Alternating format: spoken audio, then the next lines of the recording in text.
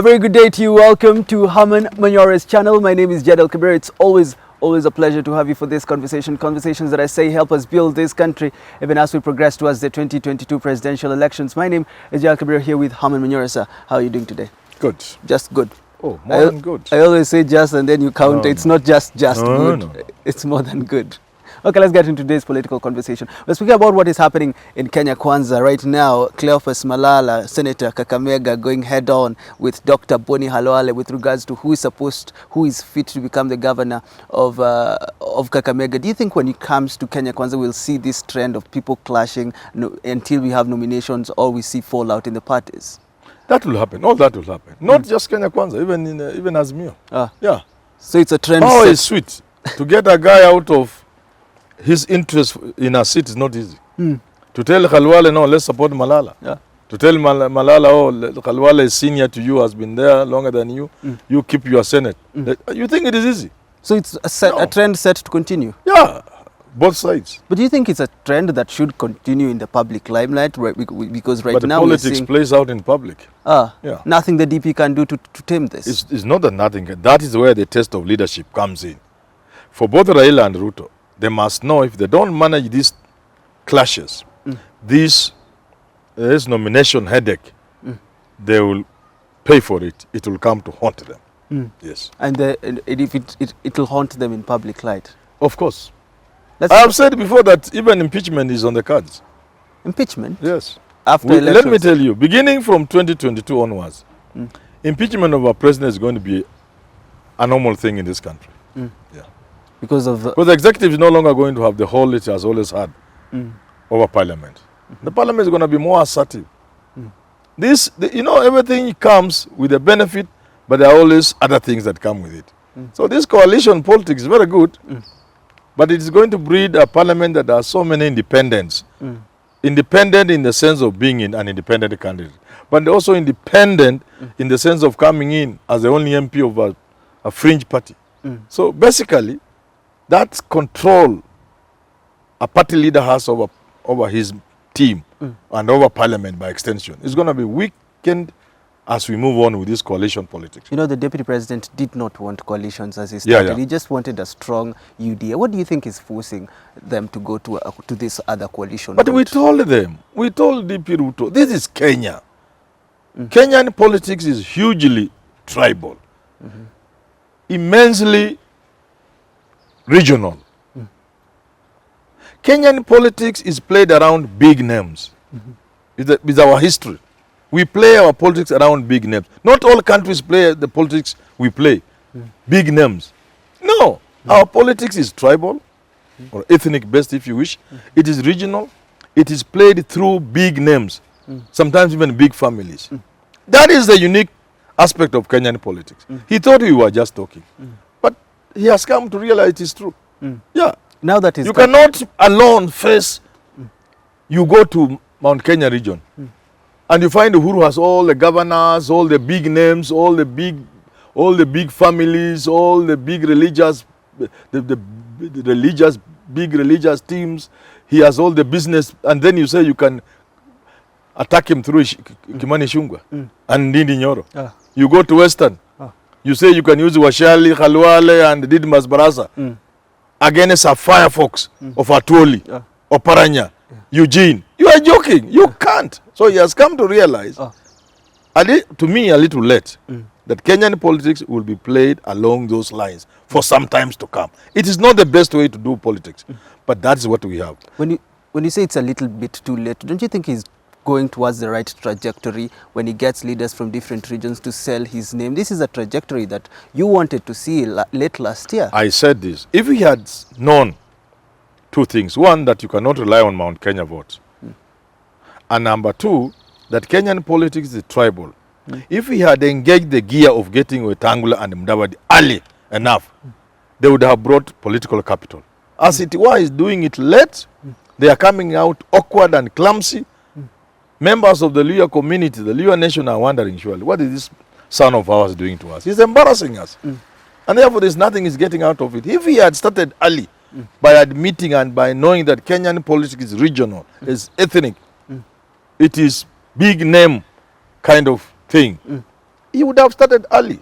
And Azimia would not have had a field day of getting all the big names. Now all the big names have gone. But at least... And you do not expect a big name next to Uhuru to run away from Uhuru and Raila. You see that where the challenge that is? That is what I was going to ask. I was going to ask, yes. a day something huge can happen. Someone can go to Kenya Kwanza. That's not, no, you know, I always tell people, when you want to address an issue, to look at an issue, try to be as simple as possible and apply common sense.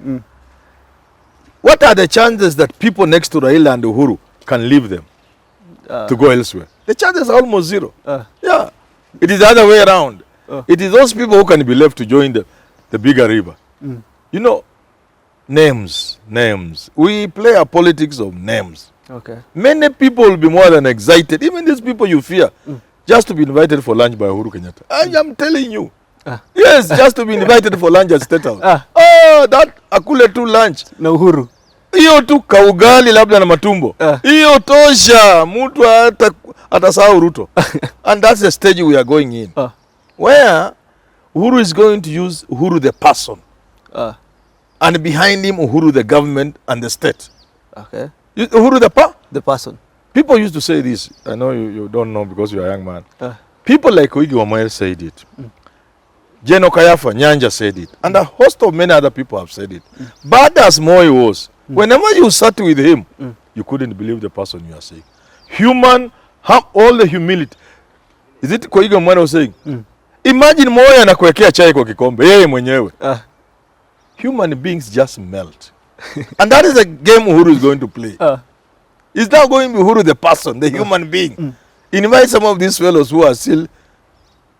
If I see a lady from Kiambu, Kina Mushomba, unafikiri mtu kama Uhuru, na she said, Uhuru should talk to us. I remember she said it. Yeah, atupigie simu. Akiambia leo hii apate simu na Mercedes hapo nje. Uhuru anataka kuona State House. The security. Ooh, she will be shaking like this. She will be so excited. She will even forget her name. Is this why Kenya Kwanza forget her name? Is this why Kenya Kwanza doesn't want Uhuru in politics? Yes, because that office has magic on it. Power. Even you and I now after this show, if we are told we are invited to State House, we will be looking at our shoes, we will be doing all manner of things. Probably buy some clothes. Yes, but quickly go to town and buy something. Naambia muhindi hebu piga pasi. But the problem right now is from Kenya Kwanza, Uhuru should be able to distinguish him as a person and him as the symbol of the presidency and the symbol of unity in the country. He shouldn't be campaigning because right now he's taking the country towards a different trajectory. Can this be able to be distinguished? Uhuru the person and Uhuru the president? It's never easy. What the point is not easy, and like I've said before, even in America they have that problem. When somebody is seeking his second term, do we strip him of all the power of the president, including the Air Force One and everything else? It's not possible. Okay. So you can't draw the line between the American president seeking his second term and a candidate. The president and the candidate are fused and are the only one. So you cannot blame Uhuru. But the point I was trying to make was this. Uhuru is going to front Uhuru the person to relate with some of these so-called renegades, the rebels who have left Jubilee at a personal level. But behind him, the force of state. Because he can promise you anything. Yeah. He can use the carrot. He can also lift a stick. You see what I'm talking about? Yes. You wait and see. You ain't seen nothing yet, as Americans say. Okay, let's talk about the second thing that is happening within Kenya Kwanza, deputy choice. The US trip has been looked at a sign to show who is going to become the deputy president of this republic. Most people are expecting Rigathi Gachagua to be chosen by DP Ruto to become the DP. Right now, it is Anne Waiguru being speculated. Do you think Anne Waiguru has what it takes to become the deputy president? Of course, she's a qualified lady. She's assertive. She's knowledgeable. She can hold her ground. Anne Waiguru is the only problem, and she's a woman. So the woman card. The candidate who is going to give women a chance. Okay. Because there was always the option of Mada Karua or Anne Waiguru. So Anne Waiguru she fits the bill, except for image. In politics,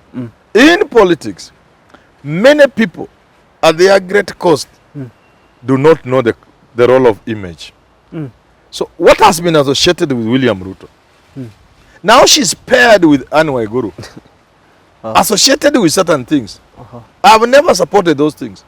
I've never said that Ruto is a thief or is corrupt. Why? Because he's just an outsider. All these fellows are not clean. They are not any better than Ruto.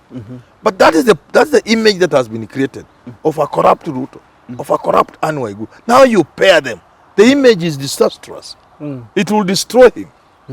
But as a person, Anne Waiguru is more than qualified. When we look at it, even Rigathi Gachagua has also had the same allegations. These are just allegations according to them. Do you think Kenyans can see them as allegations? Gachagua's image cannot get anywhere near Anne Waiguru's.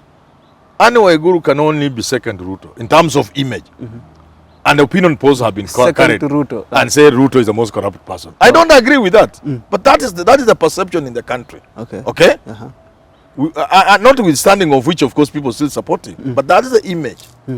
So Anne Waiguru, I think, to me, if you asked me, it wouldn't be the best choice. Okay, MP Dan Manzo said if they do not pick Rigathi Gachagua, UDA and Ruto's presidency has crumbled. If they don't pick Rigathi Gachagua to become But you see, when you get from nowhere, the people say out of the blues, Rigathi Gachagua came up with the idea of Mount Kenya running mate and said when Mudavadi joined, when Wetangula the fifth joined them, they knew from the word go, the issue of running mate had been decided. I looked at this. That was not normal. I have an eye for seeing certain things. And I thought, here is a bitter man. I think Gachagua, we were told he was on the list and he was dropped. It may be true or not. And Anne Waiguru took his slot on the overseas trip. I don't think being left out on a trip can trigger that. I suspect maybe he has even, Ruto has talked to him about it. Or is aware, or the indicators are there, that for running mate, it cannot be him, Gachagua. Most likely will be Anne Waiguru. And he's a bitter man. What he said had the capacity to destroy Kenya Kwanza. And therefore, being the person I know, Rigathi Gachagua is not just another person. This is an administrator. He has worked with more in administration. He was Uhuru's PA for many years. He's a guy who knows how the game is played. And he must have spoken out of disappointment or anger or both. Are we likely to see a fallout if Rigathi is not selected to be the deputy president of William Ruto? Because MP Dan Manzo, quoting him again, said if he's not selected, he will leave with so many people out of the Kenya Kwanza coalition. The problem with that is that he is so deep into it, leaving will be inconsequential. He will not hurt the Ruto campaign, no. He's already in. He's already too in. You can't leave with anybody. Finally, we're expecting to see an NDC for UDA. What should we expect from Ruto? Do you see him coming up with something big? Because the UDA party will just say, we are there. We are behind Ruto.